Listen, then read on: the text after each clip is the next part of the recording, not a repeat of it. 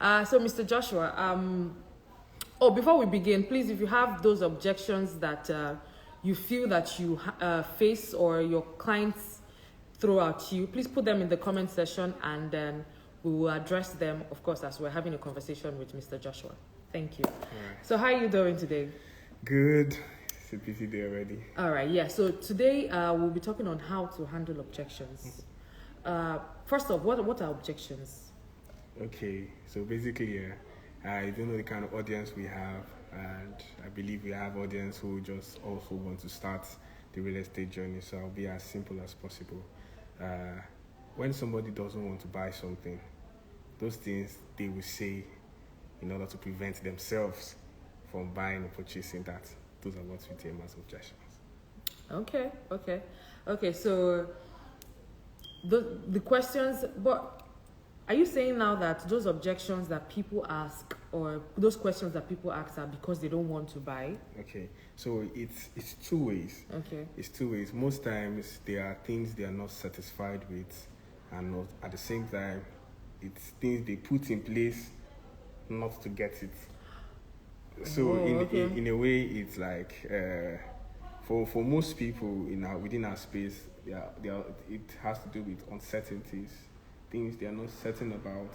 So it comes your place as a realtor, your place as an advisor. It's not to tell them that okay, this is not a disadvantage, this is an advantage, this is why this is this way, and you clearing those parts. Yeah. Oh, okay. So you've heard it from Mr. Joshua, and he has told you what objections are. There are questions that your clients ask, just to clarify their, should I call it doubts or uncertainties?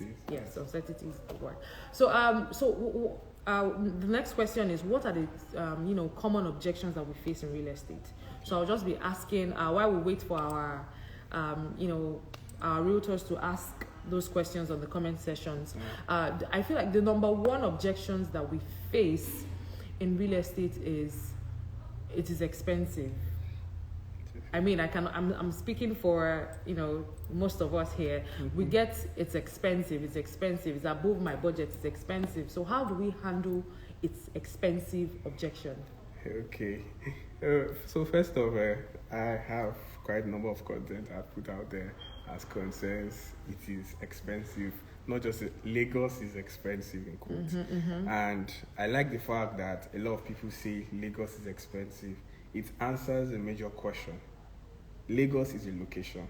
So the price is affected and is determined by a lot of factors. Okay. Yeah, and when they say Lagos is expensive, they actually indicate one of the many factors that affects price, which is location.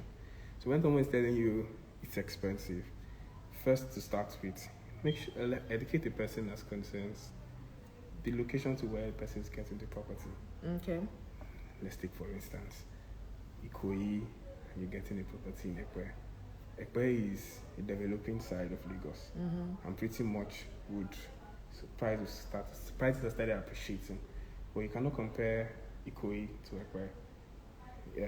Ikoyi already has the location value, the caliber of people staying within, the quality of house, commercial activities happening around, and all of this encompassed together affects the price of a property.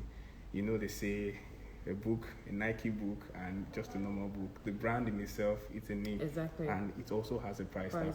Yeah. So all of this encompassed together. Quality of material used. Yeah. So the realtor has to be very informed about what it is you're selling. For instance, there are certain houses that you see, there's no deep foundation, it's sold. And there are certain houses you see that when you watch the process of the building structure, see they went deep down, 9 meters deep, 17 meters for the foundation. You don't expect such houses to be the same prices with houses that just had. So price, quality, the realtor has to be informed about the entire structure, quality of material, so that he can be able to defend the price of that property. Okay, so you've heard it from Mr. Joshua. When your client throws is expensive at you, first you have to know your onion. You have to be well informed about the location, the materials used in building the house. If it's a house, if it's land, be well informed of the title documents. There's a lot of things. Just know a lot about the property. Know things about the property and how it add value to what you are selling. Yeah. So it's expensive. You know what to say now to your clients. All right. The next objection is I will get back to you. We hear that a lot. It is a lot of I will get back to you, I will get back to you. And most times they don't. So how do we address or handle I will get back to you objection? Okay, so I'm going to be sharing my personal approach. So I'll get back to you objection. When it comes to I'll get back to you, I have a very direct, but when someone is saying I'll get back to you, it's either you're not answering a specific question the client is not asking. So for instance, person is saying I'll get back to you simply mean maybe this property is not what I want, but this is what you're throwing at me. Okay. Sometimes I've been in cases when I started, I went for an inspection, I went for a pitch, and the person I went for was showing the property and did not even ask the client, what do you want? What kind of property? I knew something was wrong about that particular presentation, but I didn't know what it was. But later on, while I went, I said, oh, this was what happened. The human said, I'll get back to you. She never got back to us. We tried reaching out, but because of we didn't ask her what she wanted at the time. I followed up later on. I found out that she already had a lot of real estate investment, and that what we're pushing to her was what she didn't want. So when someone is asking, I get back to you, is for instance, you should ask at that point, is this the kind of property you want? What adjustments? What doesn't suit you? Ask directly. But if it's something that you feel you've sorted out completely and is saying, I'll get back to you, just go direct. Sir, when would you get back? When do I look forward to your call? Would you love anything be adjusted? So you get the client to speak. Because if you don't get your client to speak, sales will be hard. For instance, you see a client, oh, I want a property. Don't just go straight to, my property is 20 million, my property is, it's a very wrong approach, and a lot of people make that mistake. Oh, what kind of property do you want? So, because most times people want something, they don't know what they want. Because in truth, customers, they don't actually know what they want. So you as the advisor, you as the real estate person, you as a professional, are supposed to help them clarify and get them to what they basically need. Basically, ask the right questions. Before, immediately a client reach out to you and say, okay, I'm interested in this. Ask the right questions. What are you buying this for? Is it for investment? Is it for residential? What are you planning on using this property for? That way you know which exact property to sell to that person. All right. In your line of work, what other objections have you faced in real estate? What other objections have you faced that, maybe it's common, not so common? Okay. Yeah. So at first, when I started, if you want to take a client for inspection and there's traffic, my heart's always broken. But there's always traffic in Lagos. There's traffic everywhere. There's traffic everywhere. But for instance, when you're bringing them towards I basically put a lot of energy towards from the second toll gate downwards. Okay. Yes, and so when we get into the Bejuleke axis and there's traffic, you're always scared that, oh Jesus, this is going to be an hindrance, the client is going to be. But as I went further, I had a transaction we had last week. I was going to close the transaction last week. So when we're driving there, the driver was like, boss, there's traffic on the road. I said, thank God. He was so confused. He was like, there's traffic. I said, thank God. I said, yes, now. When I started my conversation with the clients, the driver was like, hey, I never knew that traffic is an advantage, because traffic is an indication. So basically, one of the major objections I used to have that was a problem for me was traffic. So I now understood that traffic is an indication of migration. So when the client is telling you that there's traffic, tell the client that this is an indication that people are migrating towards this area. It's an indication that there's going to be a business flow. It's an indication that commercial activities will be moving to this environment. So another objection I usually have, bad roads. You know, okay, yes. yes, access to this place is bad. It's an indication that it is underdeveloped. That means whatever it is they are buying at that time, in the space of 3 years, the price value would increase. Yeah, because obviously you can't remain like that. Yes, it can remain like that. So if the road is done, that means it's more money for the client. It's making good and smart investments. But it also varies. If the client wants to use it for residential, then so you should be able to understand, but it happens when you understand the need of the client. So you are able to relate it. You now know the right objections and what to put. Okay. So if you have any other objections that you face in your line of business, please put them on the comment section, and Mr. Joshua here would address them. I have another objection. How do you address it is far? That place is too far. Ekpe is too far. Ibejuleki is too far. Okay, so most of the people that say it's too far, first off, as we said initially, you have to be able to understand what it is they want to use the property for. Okay. So many a times, people that get properties around the Bejuleki axis or the Ekpe axis, something very practical we have here. Most of them have somewhere they are staying. So they are looking at it like it's away from town. So I tell people, okay, one of the things I tell people, I tell them follow the money. This is me digressing right now, but I tell them follow the money, because you literally cannot mention one billionaire in Lagos that does not have a property around Ekpe or Ibejuleki axis. All the multi-million companies, they are situating their property. So you'll be able to educate them that it's far for now, but in another 10 years, that's where everybody will be rushing to. Right. So it's the same way Lekki is no longer far. Everybody wants something in Lekki. We remember 20 years ago, because of I have not had enough knowledge 20 years ago, but reading through data and statistics, you will find that a lot of people wanted to stay on the mainland. Everybody wanted to be around Ikeja, Yaba. That's where they wanted to stay. That's where it was happening. Nobody wanted to come to Lekki. It was waterlogged and all of those. But right now, everybody wants to have a property there. So you tell them that in another 10 years, time will change. The scope of time will change. So it's best and smart that they invest now. Even if they want to use for a building, they can just buy, keep, and possibly in another space of time, then they can decide what it is they want to use that property for. Just basically educate them, because they say you cannot understand the future if you don't have a track record of the past. Yeah. So you as a realtor should also understand what the past is saying, what statistics are always said, to be able to properly inform your client, or whoever it is, about what the future has to predict. Okay.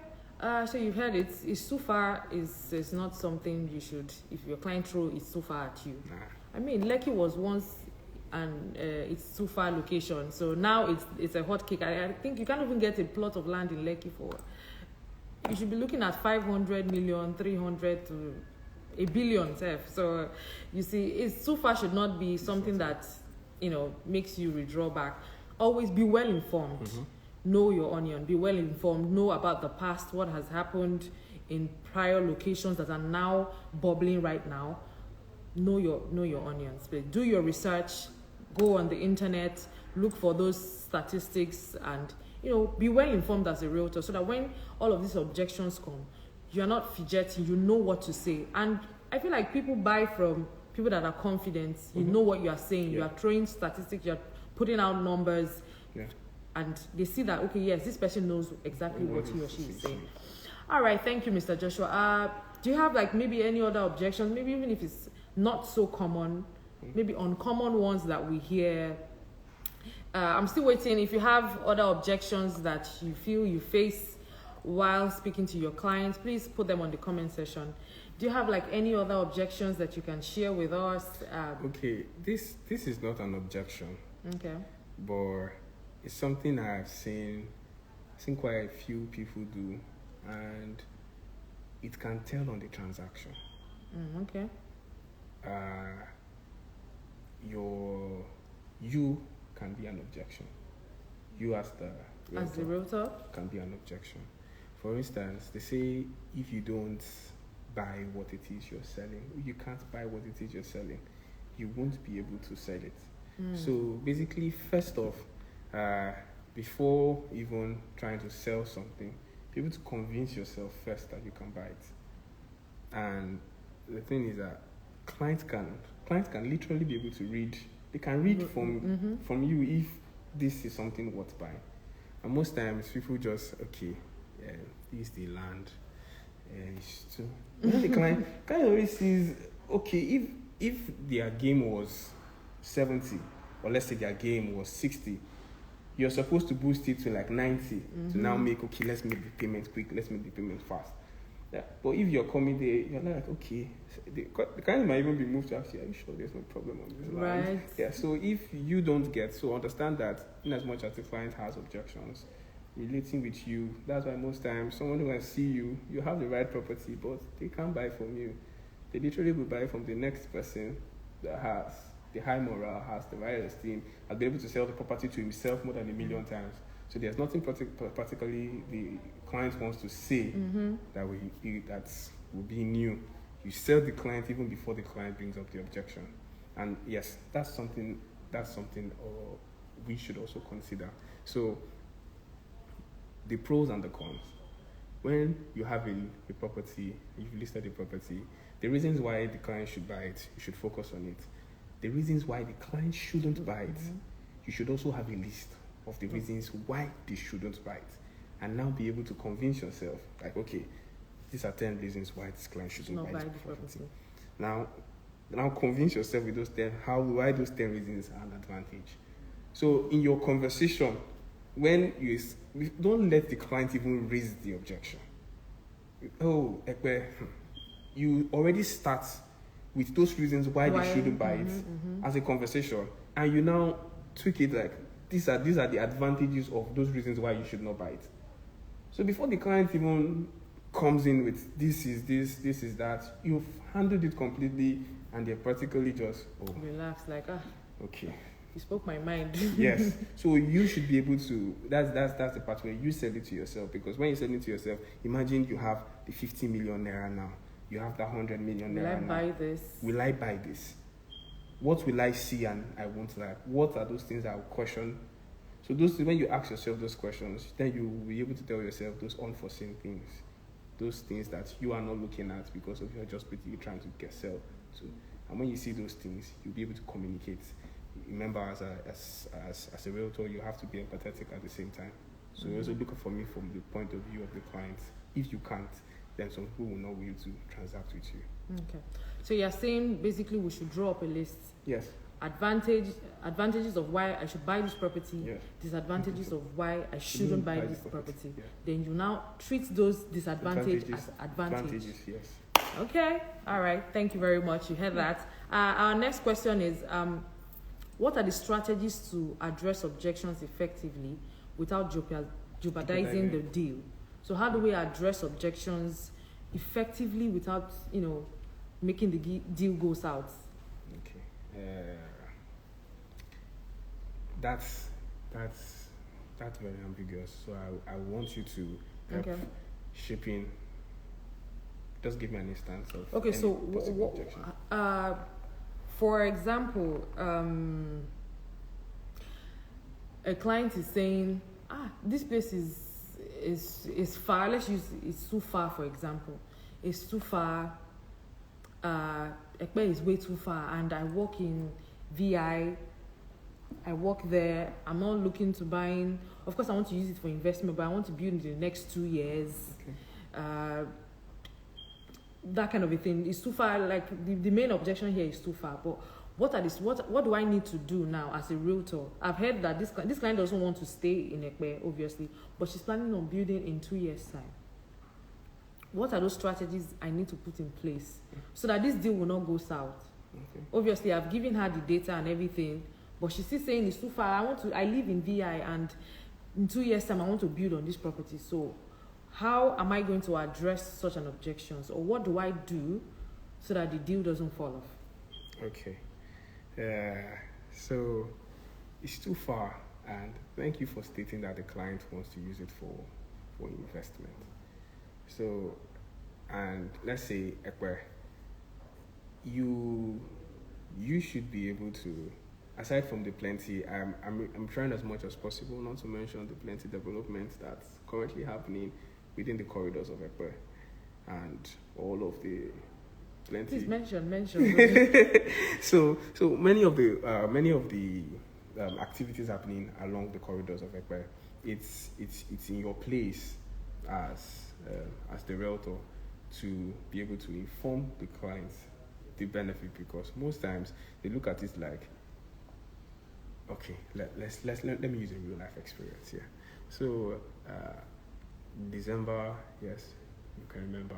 So I went for holidays. I was in Port Harcourt, and I saw a client, and he said that I don't come to your Lagos too often, and your Ekwe is not within the city. So I said before that you should have proper information. You should be able to educate. You don't just try to sell.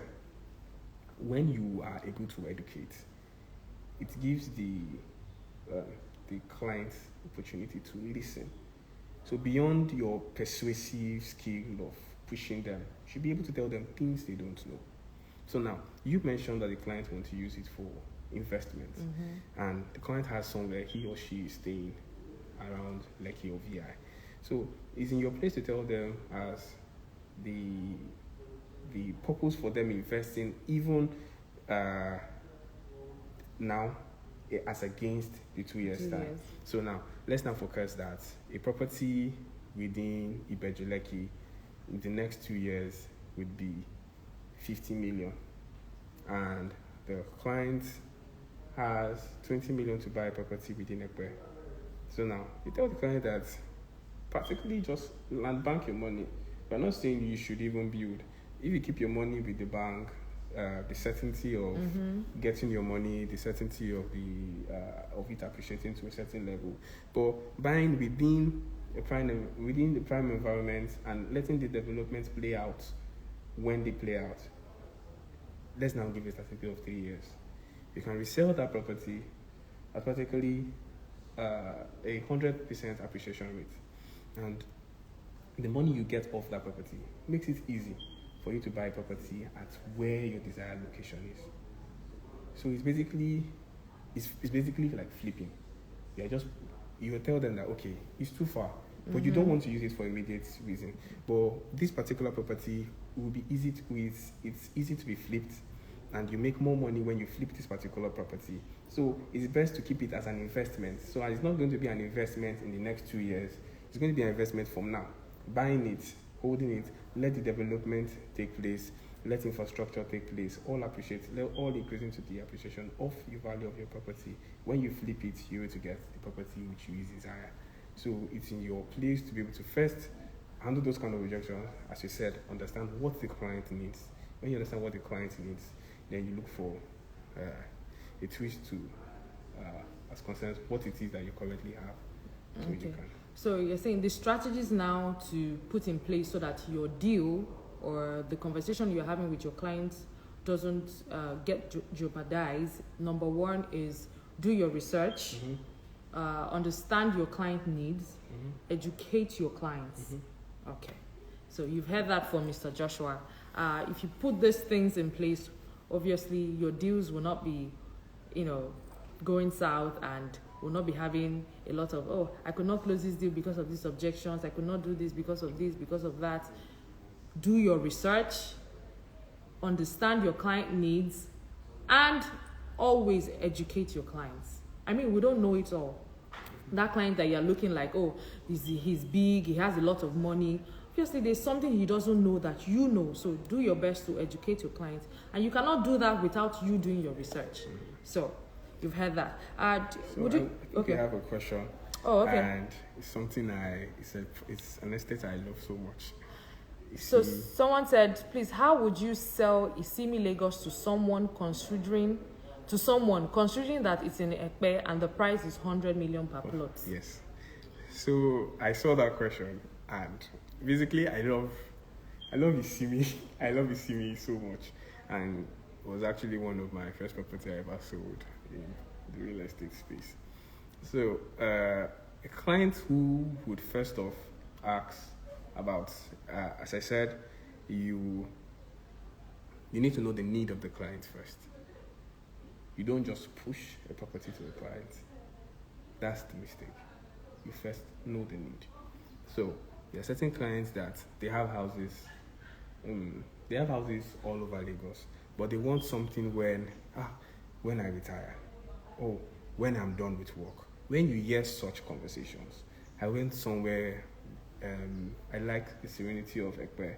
I want somewhere when I'm done with work. I mean, you know that person is looking for a retirement home, is looking for a serene environment, away from the noise. Those are things you pick out.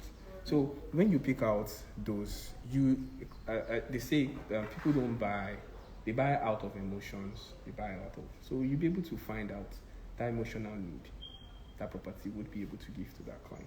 First, when you're able to find that emotional need, the price, if the person has the money would not be a problem. So the problem is that most of the times we look at the money first. Mm-hmm.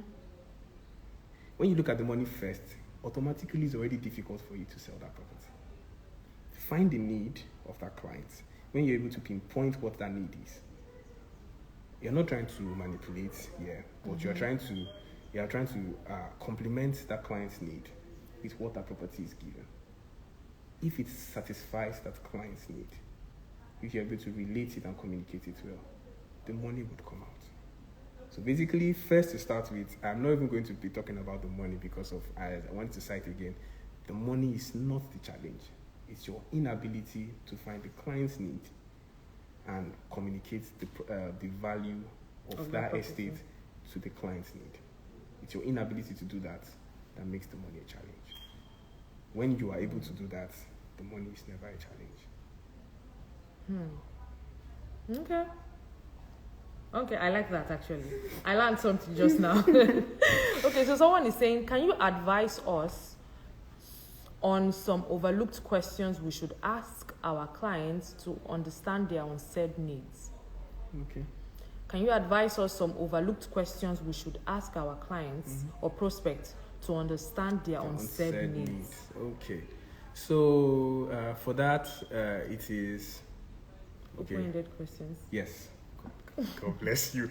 Open-ended questions. So, for instance, what do you want to use the property for?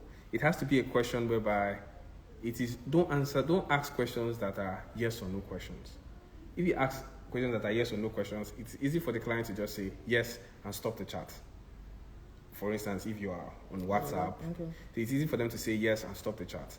But you ask questions that will trigger them to talk, like. What kind of property? Why do you want this property, sir? The client will sir, I'm trying to understand. So I'll be able to channel. I'm talking to a client. I don't tell the client what it is I have to sell. Oh, sir, what property do you want?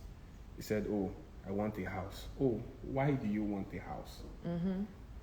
Then you can understand if the client wants to build the house to stay, or if he wants to build a rental income. Oh, sir, are you ready to build tomorrow if you get the land? Is he ready to build? So when you're asking these questions, you are now segmenting. You're now knowing, okay, he wants to build it tomorrow. He wants to build it now. He wants to build it next tomorrow. He wants to build it another 5 years. When you ask these questions, open-ended questions, you can actually Google it, open-ended questions. When you ask these questions, you're able to now walk into the heart of the client. You're able to understand their needs, and you channel a single property or two properties. The client said, don't you have options? Most times, I had a client that reached out to me for a certain property, which was urban prime, but I ended up selling Future City to that client. And the client was concerned that, why did you? I said, no, what you need is not urban prime. In as much as urban prime would be more profitable to me, but it was in my place to understand the client's need, and I knew that the client did not need an urban prime. The client needed the Future City. And we closed on the Future City. Okay. So, if you want your client to start talking, just ask them open-ended questions. All right. So we'll just go to the last one. Can you share us a real life example of successfully handling objections? Just give us like one real life example of how you handled an objection successfully and closing the deal, of course. A real life objection. I don't want to go up on my head. I just use the last one I just sold. The last one I just sold, which was supposed to be the traffic. So when the client came for the inspection, it was supposed to be the traffic that was supposed to be an hindrance and the ability of the property to sell out. Am I supposed to be saying this? Okay, I don't know. So when I was able to relate to the clients the importance of that traffic, and the traffic is indicating something, and when I made him see that the traffic was indicating a level of migration and the fact that the environment was just opening up, he saw it like, because I knew that he wanted to use it for a commercial reason. So when I understood that for a commercial, you will need people within that environment to be able to patronize whatever it is you want. And I knew that, okay, this is what he wants to get. And these are factors that are indicating these things. So when we were able to get to that point, we got to the estate, he asked the question. He said, how soon will this estate sell out? I told him, sir, if this estate sells out quickly, we are losing money. I don't know, am I supposed to say this online? So I told him, I told him that if the estate sells out, we will be losing money because we are going to be selling out on what the future of this environment and the whole development within this environment is going to be given to us. So we'll actually stop sales pretty soon. And when we stop sales, we might resume sales in another 1 year, when the value of properties around this environment had gone up. So that was able to indicate to the clients that there was room for his property to even increase more increased value if the company itself understands this and would not sell out. So was the point, from the point of, I want to make money, this is an avenue to make money, he bought immediately. So you created like a sense of urgency. Yes, I created a sense of urgency within it. I created a future increase and the fact that he's going to make him money, which was his major need. He wanted to make money. So I gave him avenues that, okay, sir, this is how you make money from this. I'll close down the deal. Okay.